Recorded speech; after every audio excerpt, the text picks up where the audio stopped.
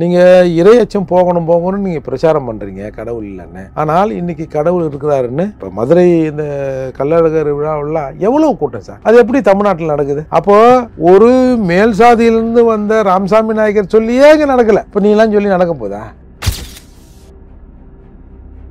இப்போ திமுக சொல்லியா 90% இந்துக்கள்னு, இப்போ திருமாவளவன் சொல்லியா நான் கூட சட்டப்படி இந்து தான், எங்க கட்சியில் நிறைய பேர் இந்துக்கள். ஏன் அதை சொல்றீங்க? நீங்க சனாதனத்துக்கு எதிராக இருக்கும். சனாதனம்னா மதம், மதம் தான் சாதி. அப்படிங்கும்போது நீங்க எல்லாத்தையும் எதிர்க்க வேண்டியது தானே.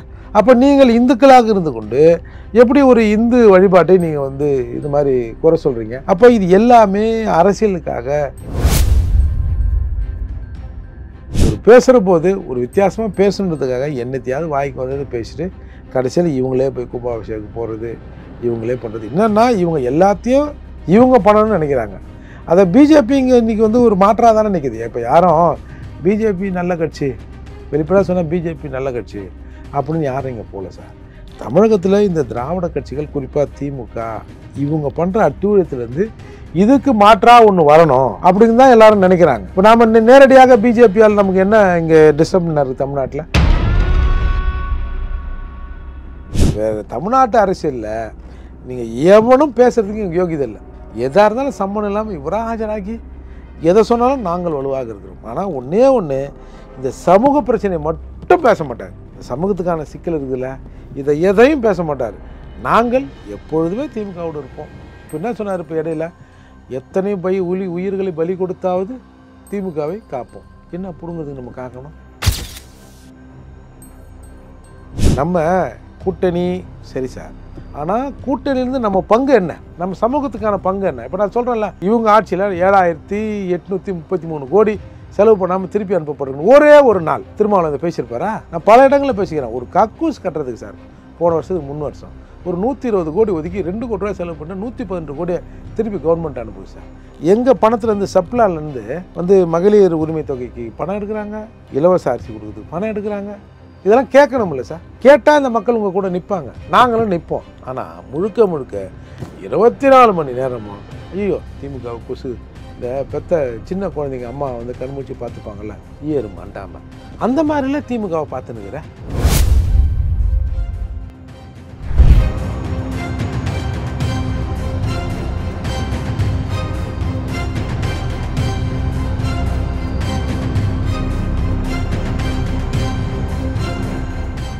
ரியல் ஒன் நண்பர்கள், உறவுகள் அனைவருக்கும் வணக்கம்.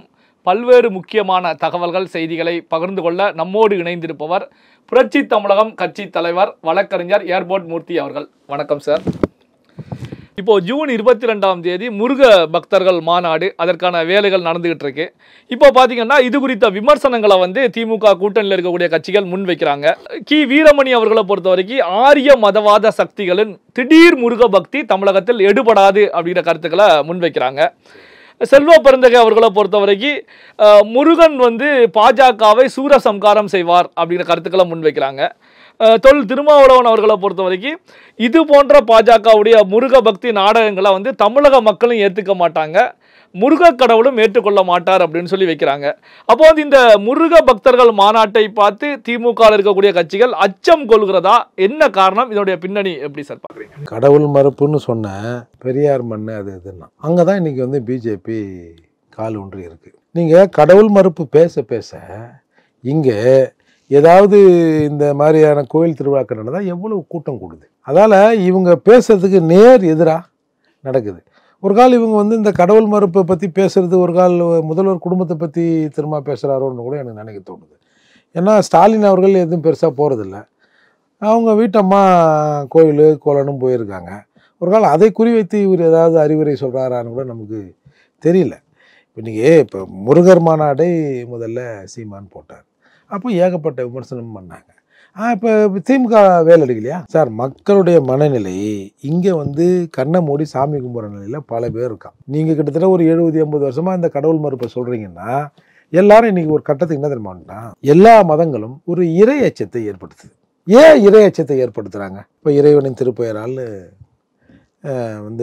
இஸ்லாமியர்கள் ஆரம்பிக்கிறான், எதுக்கு எடுத்தாலும் ஜீசஸ்ன்னு சொல்லி இவன் பிரைஸ் எல்லான்னு இவன் ஆரம்பிக்கிறான்னு வச்சிங்களேன். அப்போ எதுக்கு? ஒரு இறையச்சம்ங்கிறது ஒரு மனிதனை நெறிப்படுத்துவது. இங்கே திராவிடர்கள் வந்தான். திராவிடர்கள் இவங்க வந்து கடவுள் மறுப்பு, கடவுள் இல்லைன்னு சொன்னாங்களே தவிர அது வெளியில் எங்கேயும் போகல. இவங்க சர்க்கிளுக்குள்ளேயே கடவுள் இல்லை, கடவுள் இல்லை, நம்ம என்ன வேணாலும் பண்ணலாம், இறையச்சம் தேவையில்லைன்னு சொல்லிட்டு இந்த திராவிடர்கள்னு சொல்கிற எல்லாரும் தான் இன்றைக்கி மிகப்பெரிய மாஃபியா கும்பலாக மாறி இன்றைக்கி வந்து ஒரு நேர்மையான விஷயத்துக்கு நேர்மாறா எவன்டா பேசுகிறான், எவன்டா எடுக்கிறான்னா அது வந்து இந்த திராவிடம்ன்ற போர்வையில் இருக்கிறவங்க தான் இதை பேசுகிறாங்க. அதால் நீங்கள் இறையச்சம் போகணும்னு நீங்கள் பிரச்சாரம் பண்ணுறீங்க கடவுள் இல்லைன்னு. ஆனால் இன்றைக்கி கடவுள் இருக்கிறாருன்னு இப்போ மதுரை இந்த கள்ளழகர் விழாவெல்லாம் எவ்வளோ கூட்டம் சார், அது எப்படி தமிழ்நாட்டில் நடக்குது? அப்போது ஒரு மேல் சாதியிலேருந்து வந்த ராமசாமி நாயக்கர் சொல்லியே இங்கே நடக்கலை, இப்போ நீலாம் சொல்லி நடக்க போதா? இப்போ சனாதனம்னு சொல்லிட்டு திருமாவளவன் எவ்வளோ நாள் பேசியிருந்தார், ஒரே ஒரு நாள் தான் கொசுன்னார், அது எவ்வளோ பெரிய பிரச்சனையாச்சு. அப்போ திருமாவளவனோட வருத்தப்பட்டுப்பார்ல, என்னடா அது காலம் முழுக்க நம்ம சனாதனம் கத்துறோம், ஒரு பையன் நம்மளை சீடல, ஒரே ஒரு நாள் உதயநிதி சொன்னார் இப்படி ஆகிப்போச்சுன்ற வருத்தமும் அவருக்கு இருக்க தானே செய்யும். அதால் சார் இங்கே வந்து எல்லாருக்குமே ஒரு கடவுள் நம்பிக்கை உள்ள பூமி சார் இது. இதில் போய் நீ இல்லைன்னா நீங்கள் ஒரு சர்க்கிளில் தான் நிற்கணும். இன்றைக்கி வந்து அதை அரசியலுக்காக கூட அவர்கள் பயன்படுத்திட்டோம். ஆனால் இந்த மதத்துக்கு அத்தாரிட்டி நாங்கள் இல்லை, இந்த மதத்துக்கான விஷயங்களையும் நாங்கள் செய்கிறோன்னு சொல்கிறாங்களே. இப்போ எல்லாருமே இப்போது திமுக சொல்லியா 90% இந்துக்கள்னு, இப்போ திருமாவளவன் சொல்லியா நான் கூட சட்டப்படி இந்து தான், எங்கள் கட்சியில் நிறைய பேர் இந்துக்கள். ஏன் அதை சொல்கிறீங்க? நீங்கள் சனாதனத்துக்கு எதிரானவர்கள், சனாதனம்னா மதம் தான் சாதி, அப்படிங்கும்போது நீங்கள் எல்லாத்தையும் எதிர்க்க வேண்டியது தானே. அப்போ நீங்கள் இந்துக்களாக இருந்து கொண்டு எப்படி ஒரு இந்து வழிபாட்டை நீங்கள் வந்து இது மாதிரி குறை சொல்கிறீங்க? அப்போ இது எல்லாமே அரசியலுக்காக ஒன்றும் இல்லை. இப்போ நான் கொஞ்ச நாள் இப்படியே போனால் வீரமணி கூட நாளைக்கு வந்து முருகர் மாநாட்டை நடத்தினா கூட நம்ம ஆச்சரியப்படுறதுக்கு இல்லை. என்ன சொல்லுவார்? முருகர் மாநாட்டை அவர்கள் தவறாக வழிநடத்துகிறார்கள். முருகன் இந்த சமூகத்தை வழிநடத்திய ஒரு குறவர் சமூகத்திலேருந்து வந்தவர், ஒரு வேடவர் சமூகத்திலேருந்து வந்தவர், அதனால் நாங்கள் வந்து அவருக்கு ஒரு விழா எடுக்கிறோம்னு சொன்னால் கூட ஆச்சரியப்படுத்தல. இப்போ ராமனுக்கும் இப்போ ராவண லீலா நடத்துகிறாங்களா, அது என்னது இது? அது ஒரு புராண கதை தானே இது. 10 தலை இருந்ததா ஒருத்தனுக்கு? இப்போ காங்கிரஸ் கட்சி இந்த இந்த விஷயங்களில் வட மாநிலங்களில் கலந்துக்குதா இல்லையா? அப்போது இவங்க எல்லாமே சார் சும்மா ஒரு பேசுகிற போது ஒரு வித்தியாசமாக பேசுன்றதுக்காக என்னத்தையாவது வாய்க்கு வந்தது பேசிட்டு கடைசியில் இவங்களே போய் கும்பாபிஷேகம் போகிறது, இவங்களே பண்ணுறது. என்னென்னா இவங்க எல்லாத்தையும் இவங்க பண்ணணும்னு நினைக்கிறாங்க. அதை பிஜேபி இன்றைக்கி வந்து ஒரு மாற்றாக தானே நிற்கிது. இப்போ யாரும் பிஜேபி நல்ல கட்சி, வெளிப்படையாக சொன்னால் பிஜேபி நல்ல கட்சி அப்படின்னு யாரும் இங்கே போகல சார். தமிழகத்தில் இந்த திராவிட கட்சிகள் குறிப்பாக திமுக இவங்க பண்ணுற அட்டூழியத்துலேருந்து இதுக்கு மாற்றாக ஒன்று வரணும் அப்படின்னு தான் எல்லாரும் நினைக்கிறாங்க. இப்போ நாம் நேரடியாக பிஜேபியால் நமக்கு என்ன இங்கே டிஸ்டர்ப் இருக்குது தமிழ்நாட்டில்? அதாவது இவங்க சொல்லலாம் வடமாநிலத்தில் போய் பேசிட முடியுமா? இப்போ சனாதனம் தமிழ்நாட்டில் பேசுகிறான், இதே சனாதனம் நான் என்ன கேட்குறேன், சனாதனம் தமிழ்நாட்டில் மட்டும்தான் இருந்திருக்குமா? சனாதனம்னா அது இந்தியா முழுக்க தானே இருந்திருக்கணும். இந்தியாவில் வேறு எந்த ஸ்டேட்டில் சனாதனத்துக்கு எதிராக அது மாதிரி பேசுகிறான்? சனாதனம் ஒன்று இல்லைன்னு வச்சுங்களேன். இப்போ இந்திய அரசியல் சட்டம் வந்து ஆட்சிக்கு வந்த பிறகு அதுதான். ஆனால் இவங்களுக்கு தெரியாதா இது? நான் சனாதனத்தை எதிர்க்கிறேன்னா என் பக்கத்தில் இருக்கிற கர்நாடகாவில் சனாதன எதிர்ப்பு குரல் வரணுமா இல்லையா? ஆந்திராவில் வரணுமா இல்லையா? ஏன் வரல? அப்போ இவனுக்கு பொய்யா ஒன்று பேசுகிறாங்கன்னு தெரியுதா? அதால் இது வந்து மக்கள்கிட்ட எடுபடாது சார். மக்கள் அவர்கள் என்ன ஓட்டத்தில் அவர்களுக்கு ஒரு இறையச்சம் இருக்குது. அவங்க வந்து இப்போ வந்து கடவுள் இருக்கோ இல்லையா, இப்போ கடவுளை என்னை காப்பாற்று அப்படிங்கிற நிலையில் தான் மக்கள் இருக்காங்க. அப்போது அதற்கு ஆதரவு கூடுகிற போது இவர்கள் அதுக்கு எதிரான ஒரு பிரச்சாரத்தை பண்ணுறாங்க. இப்போ விடுதலை சிறுத்தை கட்சியுடைய தலைவர் தொல் திருமாவளவன் அவர்களை பொறுத்த வரைக்கும் அதிமுக பாஜக கூட்டணி ஒரு முழுமையான வடிவமே இன்னும் பெறல. அமித்ஷா அவர்கள் மதுரைக்கு வந்தப்போ ஒரு பில்டப் தான் விட்டுட்டு போயிருக்காங்க. திமுக கூட்டணி தான் ஒரு வலிமையான கூட்டணியாக இருக்கிறது அப்படிங்கிற கருத்துக்களை முன்வைக்கிறாங்க. எப்படி பாக்குறீங்க? சரி, என்ன இப்போ அதிமுக பிஜேபி கூட்டணி வலுவாகி நம்ம ஸ்டாலின் அவருக்கு டஃப் தரணுமாமா? என்ன சொல்ல வர்றாரு அவரு? இல்ல அங்க கூட்டணியே இன்னும் உருவாகல அப்படிங்கிற கருத்துக்களை உருவாகலன்னா உங்களுக்கு நல்லது தானே சார். எதிர் முகாமில் ஆள் இல்லைன்னா உங்களுக்கு நல்லது தானே. நீங்கள் என்ன சொல்ல விரும்புகிறீங்க?